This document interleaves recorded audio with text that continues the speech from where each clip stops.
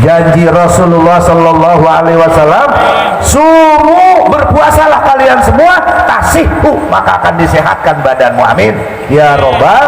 Insyaallah dengan puasa mah sehat.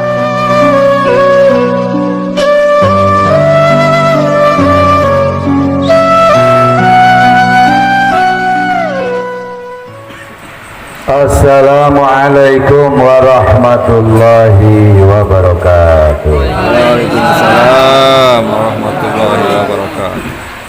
Jawab salamnya pakai perasaan. Tidak ngerti ya perasaan. Bismillahirrahmanirrahim. Alhamdulillah wassallallahu Sayyidina wa maulana Muhammad ibn Abdillah wa ala alihi wa sahbihi wa man tabi'ahu wa mawala. Subhanaka la ilma lana illa ma 'allamtana innaka antas samiul alim. La haula wa la quwwata illa billahil aliyyil azim. Wa qala Nabi sallallahu alaihi wasallam, man parihallahu jasadahu ala niran alayah ama ba'du. Dah mukodimahnya gue udah panjang-panjang dah. Yang saya hormati dan sama-sama kita banggakan para guru-guru kita, para asatid dilusus, Al-Ustadz Harun, Al-Ustadz Sarmidi, dan tidak lupa pula kepada para jamaah sekalian, para sepuh dilusus Bapak Ketua RT dan juga kesepuhan kita Bapak Nurdin Saputra, seluruh jamaah sekalian yang hadir dalam kesempatan ini, yang tidak bisa saya sebutkan satu persatu, yang insya Allah tidak mengurangi rasa hormat dan takdim saya. Sudah banyak tadi kita dengar penyampaian dari para guru kita, sementara saya masih diberikan kesempatan. Ibarat nyari ikan, gabus lele, semuanya udah kena sama Ustadz tadi dua. Begitu saya lihat-lihat, ada sisanya ciput belum diambil. Yang gondang. Ya udah nggak apa-apa, saya mau ngaji tentang ciput, yang penting ngolahnya enak kan sedep. Ya insya Allah. Ecungin dah. Tadi guru kita kedua-duanya menyampaikan tentang masalah Ramadan, di mana ibadah Ramadan ini, ibadah ini terbagi tiga. Ada yang namanya ibadah yang berkaitan dengan kekuatan badan, yang disebut badaniyah. Ada ibadah yang menggunakan kekuatan hati, yang disebut ibadah qalbiyah. Dan ada yang ibadah disertai dengan harta, yang disebut maliyah. Di bulan suci Ramadan kita mendapatkan panggilan, ketiga-tiganya ini harus sudah stabil. Badannya harus siap, sudah sehat, karena akan melaksanakan ibadah puasa. Qalbiyah, masalah hati ini harus tercapai, karena ibadah ini adalah hanya satu-satunya ibadah puasa, yang dimana ibadah ini ibadatun sirriyatun, ibadah rahasia, yang nggak bisa dibaca sama siapa juga. Ibadah puasa apa? Ibadah-ibadah yang lain nggak bisa dilihat. Mungkin kita melihat Bapak Ustadz Harun ibadahnya khusyuk amat ya. Dari mana lu melihatnya? Itu dia mah kalau lagi duduk apa getol bener, megang tasbih kan kelihatan tuh. Bapak RT katanya ibadahnya rajin banget, katanya dari mana lu lihatnya? Itu dia mah suka memberi anak yatim dan sebagainya. Ibadah-ibadah yang lain bisa dilihat, tapi ibadah puasa jangankan lagi orang lain, bini dewek kita nggak puasa nggak bakalan tahu, bener ya? Lah tetangga bini emang tahu bulan puasa, tengah hari jam 2 masuk dapur ngopi, makan 2 piring, keluar dari rumah pura-pura badan lemes sedikit, masih banget 2 ke malam gak sahur, gua habis makan 2 piring. Ada yang tahu? Nggak ada. Ini namanya ibadatun sirriyah, ibadah rahasia. Makanya mudah-mudahan para jamaah sekalian apa yang disampaikan oleh guru-guru kita tadi berkaitan dengan ibadah ini, insya Allah didorong rasa kebahagiaan hati, disebut qalbiyah. Karena seseorang ibadah yang disertai dengan hati yang kuat, insya Allah yang jauh akan terasa dekat, yang berat akan terasa ringan, yang sulit akan terasa mudah. Benar gak? Didorong sama kebahagiaan hati. Jangan jauh-jauh. Anak muda kalau udah punya cewek, walaupun jauh pasti terasa dekat, terdorong oleh niat hati yang kuat. Bener gak? Ya, pokoknya walaupun sakit akan hilang rasa sakit, walaupun takut akan hilang rasa takut, karena terdorong oleh niat hati yang kuat. Ya benar gak? Makanya insya Allah puasa juga seperti itu, insya Allah. Sama nih sekarang tadi juga udah banyak para jamaah kita yang besok mau berangkat haji, terdorong oleh hati.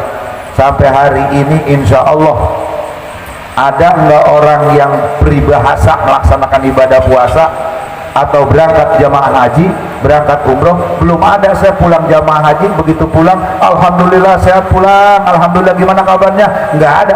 Obat dah, gue mah nggak mau berangkat lagi ke Mekah, capek udah ngeluarin duit. Nggak ada yang begitu. Sama, karena apa? Terdorong oleh kebahagiaan hati. Contoh kecil lagi, kita punya istri kita melahirkan, sedangkan melahirkan itu timbul rasa sakit, pertaruhan antara hidup dan mati. Begitu lahir, taruh nyawa, keluar anaknya, begitu yang dia tanya bagaimana anak saya, begitu ditanya dijawab anakmu selamat dengan keadaan sempurna, hilang rasa sakit. Yang ada apa? Bahagia. Belum ada sampai hari ini ngedengar seorang bini tobat, dah gue mau beranak lagi. Tebel udah 40 hari mah dihitung ya. Nah makanya mudah-mudahan nih sekali lagi para jamaah di acara malam tawakufan kita akan menyambut bulan suci Ramadan. Mudah-mudahan insya Allah jangan pernah ada bahasa penyakit nggak bisa menjalankan ibadah puasa karena sakit mah, nggak bisa menjalankan ibadah puasa karena Ustaz maaf Ustaz soalnya sama penyakitnya mah nggak boleh lambat makan. Janji Rasulullah Sallallahu Alaihi Wasallam, suruh berpuasalah kalian semua, tasihu maka akan disehatkan badanmu. Amin ya robbal.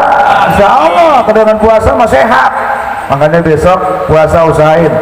Yang udah tua, yang biasa belum puasa juga malu kita sama anak cucu ya, paksain. Insya Allah dengan adanya puasa penyakit semuanya hilang. Apalagi timbang penyakit corona.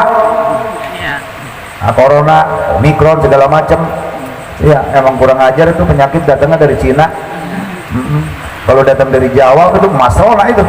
Ya, berhubung datangnya dari engkau. Emang engkau banyak sejarahnya engkau mah.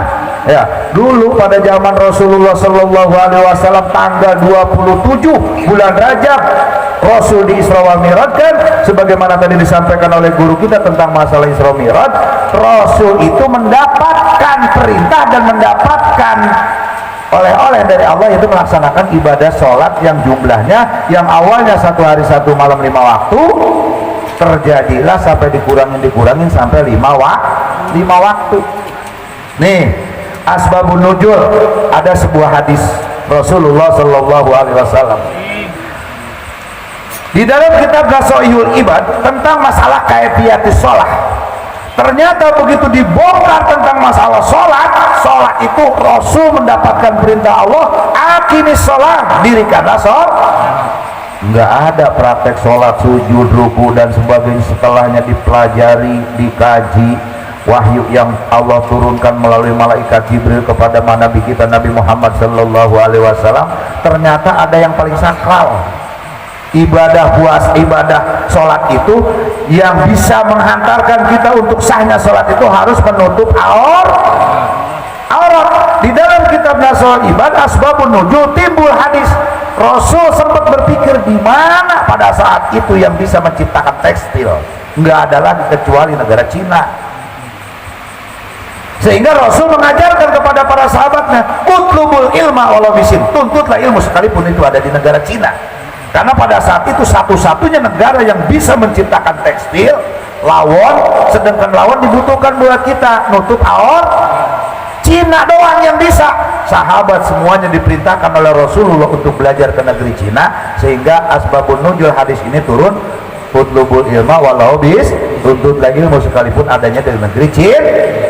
Belajar, para sahabat juga belajar, sehingga alhamdulillah sampai pulang dari Cina, ya itulah pulang dari sana dikasih oleh bajunya nggak pakai samble, berhubung ini dari Singko dinamain Koko. Ini baju Singko ini ya, dikasih lagi nggak ada kerenan nih, lu mah gantian dikasih jas emang dari Singko, samain jas kok ya, emang dari Singko datangnya Songko.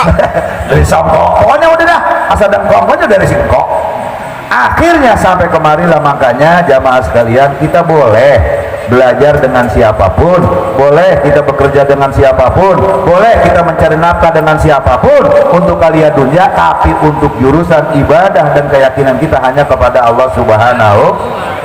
Mana mudah-mudahan yang terakhir, semoga kita semua diberi kesehatan oleh Allah sehingga besok dapat melaksanakan ibadah puasa.